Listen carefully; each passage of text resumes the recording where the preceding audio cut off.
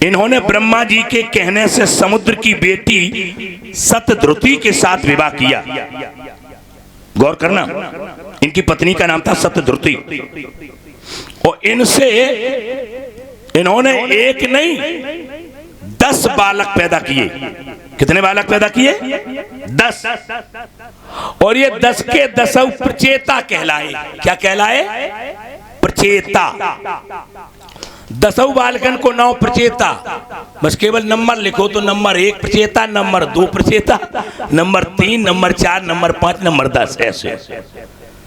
और ये प्रचेताओं ने समुद्र में प्रवेश करके तपस्या करना प्रारंभ किया तो इन्हें भूत भावन भगवान शंकर ने दर्शन दिया और कहा कि हे प्रचेताओं, तुम समुद्र से बाहर निकलो और तुम वृक्षों की काट छांट करो तो वृक्षों के द्वारा तुम्हें एक कन्या प्राप्त होगी और वो कन्या तुम 10 की पत्नी बनेगी। अगर आप लोगों से पूछा जाए कि ऐसी नारी का नाम बताओ जिसके 5 पति थे तो तुम तुरंत बताए दे द्रौपदी। अब हम आप लोगों से पूछ रहे कि ऐसी नारी का नाम बताओ जिसके 10 पति थे। यही 10। कौन 10? ये प्रचेता।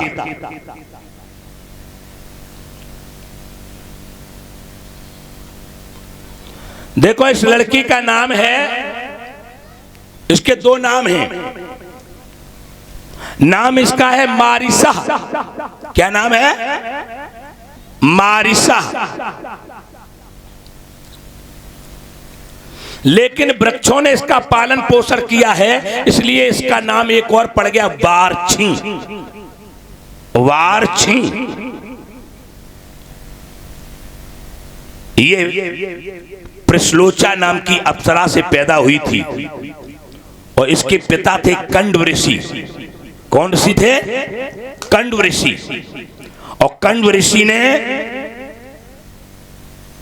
प्रश्लोचा के साथ संबंध बनाया और प्रश्लोचा ने इस कन्या को जन्म दिया। लेकिन जन्म देते ही प्रश्लोचा अपने देवलोक को चली गई। फिर ये कन्या बेचारी अकेली रह गई। इसे कौन पालन करे, इसका कौन पोषण करे? तो वृक्षों ने इसका पालन पोषण किया। कन्या जब विवाह के योग हुई तो भूत भावन भगवान शंकर के कथनानुसार यही 10 प्रचेता उस कन्या के पति बने और उस कन्या से इन 10 ने मिलकर एक पुत्र पैदा किया जिसका नाम पड़ा दक्ष। क्या नाम पड़ा? दक्ष। अच्छा, ये दक्ष वे नहीं है कल वाले, जो कल सती के पिता जो थे वे दक्ष कोई और हैं, लेकिन वे दक्ष मर कर के अगले जन्म में पुनः जन्म लेते हैं तो उनका भी नाम दक्ष ही पड़ा। वे दक्ष जी आ गए, लेकिन शरीर अलग हो गया। दोस्तों दोबारा जन्म है ये। अच्छा, कल एक बात मैंने बताई थी, पंडित जी से पूछा था मैंने कि अग्नि देवता को दक्ष की एक बेटी भी आई थी जिसका नाम था स्वाहा, है ना? और एक बेटी पितर को भी आई, पितरों को। आत्मा राम कथम मुने ग्रहे रमत अनमूला कर्म बंधा पराभव। महाराज आप कह रहे हैं कि प्रियव्रत का भी वंश चला है, प्रियव्रत ने भी विवाह किया है, लेकिन मैंने सुना है प्रियव्रत भागवत थे, आत्मा राम थे, परमात्मा के परम लाडले भक्त हैं। और जब परमात्मा का भक्त है तो इन्होंने विवाह किया ग्रहे रमत अनमूला। गृहस्थी जीवन कैसे जिया और गृहस्थ जीवन में आकर के भगवान की भक्ति में क्या कोई कमी नहीं आई? हमें बताने की कृपा करें। तब वहां पर सुखदेव जी महाराज कहते हैं कि हे राजन, तुमने जो प्रश्न किया है वास्तव में बहुत अच्छा प्रश्न किया है, लेकिन सुने आप। वने पिदोषा प्रभवन्ति रागिणाम ग्रहे पि पंचेन्द्रिय निग्रह तपः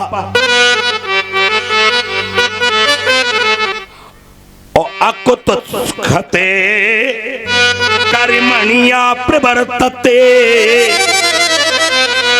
और निवृत्य रागस्य गृहं तपोवनम। प्रवृत्ति रागिणाम, अगर तुम्हारे अंदर राग है तो तुम हजारों वर्षों तक वन में तपस्या काहे न करो, दोष तो लगो ही रहे। समझ रहे? और यदि आपने पंचेंद्रिय निग्रहण तपः, 5 इंद्रियों को कब्जा में कर लिया हो, 5 इंद्रियों को अपने बस में कर लिया हो, तो आप चाहे घर में रहो और घर में बैठ के भजन करो तो किसी वन की तपस्या से कम नहीं है।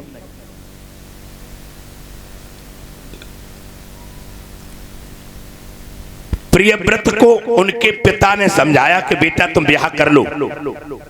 प्रियव्रत बोले हम विवाह नहीं करेंगे।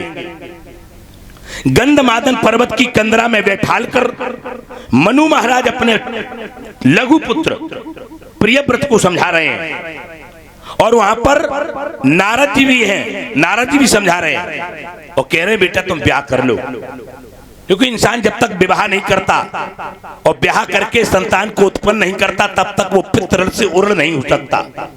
इसलिए विवाह करना ये हमारा आपका धर्म है।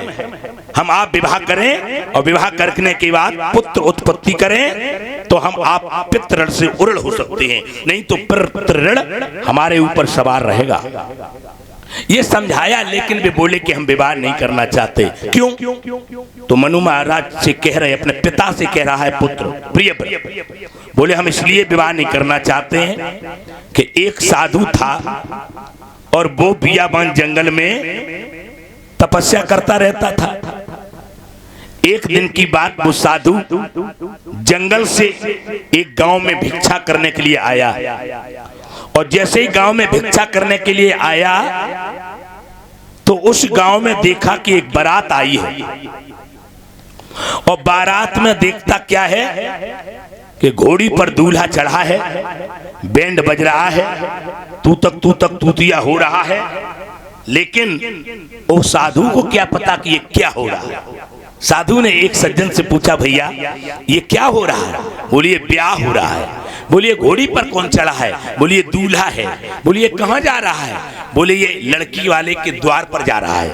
वहां इसका क्या होगा? बोले इसका वहां पर पूजन होगा। बोले फिर क्या होगा? बोले फिर जयमाला कार्यक्रम होगा।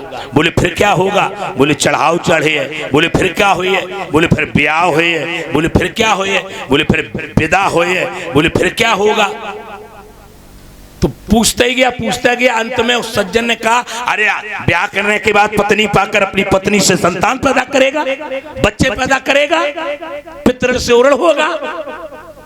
तो वह महात्मा ने सुनी, अच्छा ये होता है।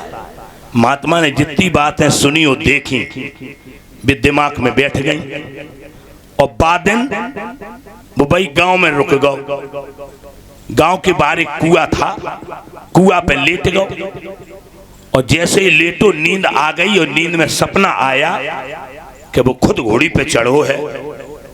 देखो हम आप कहते हो कि सपने कैसे आते हैं? सपने वैसे ही आते हैं जैसे तुम दिन में विचार रखते हो, जैसे तुम मंत्रणा करते हो। जो अपनी मंत्रणा करोगे वही सपने बनकर रात में आ जाते हैं।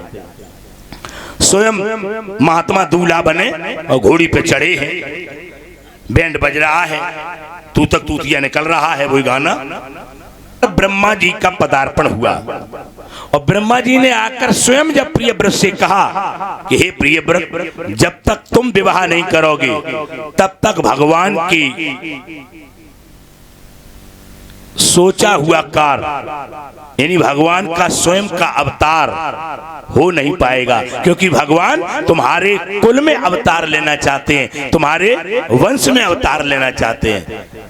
तो प्रियव्रत ने विचार किया कि अगर कुल में कोई भक्त पैदा हो जाए, मैंने कल बताया था, कुलम पवित्रम जननी कृतार्था वसुंधरा पुण्यवती चतेन अपार संवित सुख सागरेश्मनि लीनम परे ब्रह्मण यस्य चेता। जिनके परिवार में अगर कोई भक्त पैदा हो जाए तो उसकी 7 पीढ़ी तर जाती है। कौन कौन?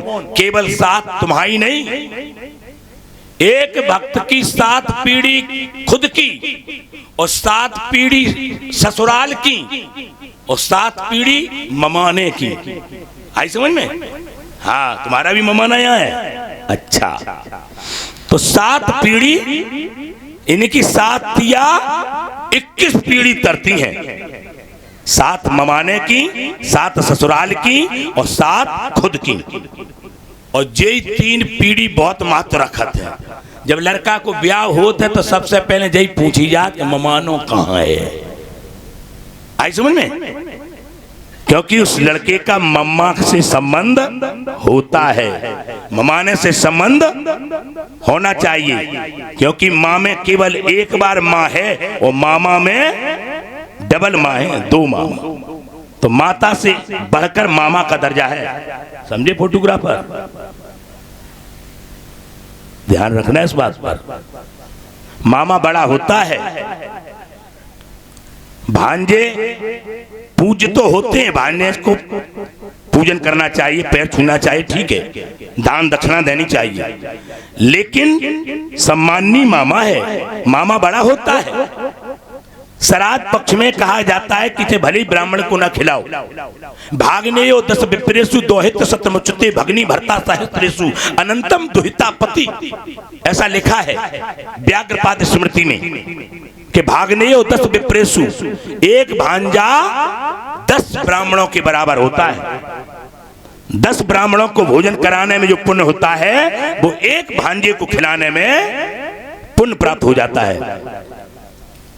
तो भाग्नेयो 10 विप्रेषु दोहित सतमुच्यते, दोहित माने लड़की का लड़का, लड़की के लड़के को कहते हैं दोहित्र और लड़का के लड़का को कहते हैं पौत्र, कहते हैं, लेकिन है दोनों नाती। लेकिन लड़की के लड़का को खिलाने से सतमुच्यते 100 ब्राह्मण के बराबर फल प्राप्त होता है। और भगनी भर्ता सहस्त्रेषु, भगनी माने बहन और बहन के भर्ता माने पति, यानी बहनोई। अगर बहनोई को भोजन करा दिया जाए तो एक बहनोई बराबर 1000 ब्राह्मण। जो 1000 ब्राह्मणों को खिलाने में पुण्य प्राप्त होता है वो एक बहनोई को खिलाने में प्राप्त हो जाता है। और फिर लिखा अनंतम दुहिता पति, दुहित माने पुत्री और पुत्री के पति माने दमाद। और अगर दमाद को खिला दिया जाए तो अनंतम ब्राह्मण कहूं लगता ही नहीं। फिर समझ रहे हैं आप लोग?